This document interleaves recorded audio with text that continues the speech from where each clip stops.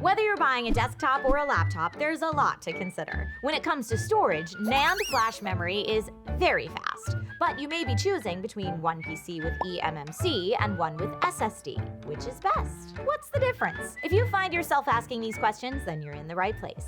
This is DIY in 5. Hey everyone, my name is Trisha and you are watching DIY in 5, the show where we make tech simple enough that you can DIY it in 5 minutes or less. Today we'll make choosing between eMMC storage and SSD storage a piece of cake. And no, this cake is not a lie. Yeah. So do we go with eMMC or SSDs when building or buying new PCs? First, let's define what eMMC storage is. eMMC stands for Embedded Multimedia Card and is typically soldered onto the device's motherboard. The pros? eMMC can be cheaper than its SSD counterparts. Yay, saving money rules! The drawbacks? Speed. eMMC version 5.1a has transfer speeds that max out around 400 megabytes per second, which is comparable to SATA SSDs.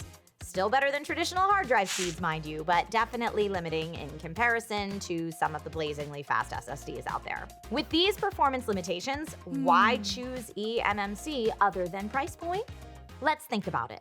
If you are shopping for a cheap laptop or tablet, chances are companies are not putting in their super high-end SSDs. This provides a unique opportunity to pay less for the same performance by choosing eMMC. If you're building a machine to surf the web, create documents, or stream media, you probably wouldn't notice a difference between eMMC or the highest performance SSD. In fact, if you use Chromebooks, budget laptops, and/or tablets, you have already found that eMMC has been hiding in plain sight.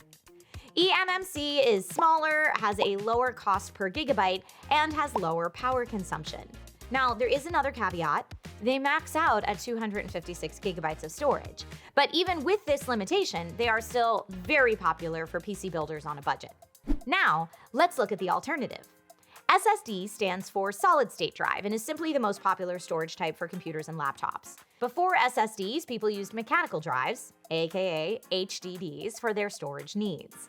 Those drives still have their place. Anything that you want to archive that doesn't require the speed of SSDs can be stored on HDDs. Another point, SSDs are connected to the motherboard via SATA, serial ATA3, or PCIe interface, and they can be easily removed and upgraded. Take that, eMMC! Like eMMC, SSDs are also found in laptops, desktops, and tablets, albeit at a higher cost of entry.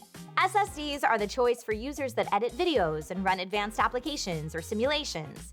Gamers also rejoiced because SSDs introduced faster boot and load times while also supporting up to 4 terabytes of storage. This means that the majority of video editors will be able to fit their entire project onto the SSD with a ton of room to spare. Gamers can also fit a library of games onto their SSDs.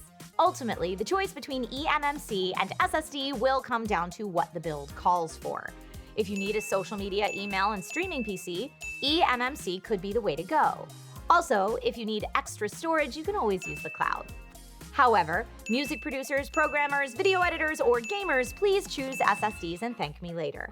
You will see the benefits of faster storage speeds and the increased storage size will be welcome. SSDs are also replaceable, so you could actually DIY an upgrade, unlike with most eMMC.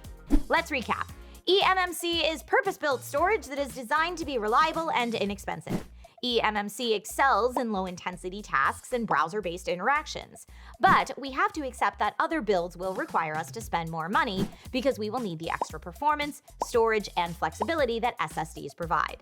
A great way to think of it is, for people who love to play games or use high-end editing software, can your OS and your favorite game or program fit in 256 gigabytes? The answer is most likely no, so eMMC is not an option based on storage size alone. Not to mention the speed benefits simply are too much to walk away for those high-end users. And there you have it. If you found this video useful, please do give us a like and subscribe to the channel so you don't miss out on any future tech tips. Until next time, my name's Trisha Hirschberger and you've been watching DIY in 5.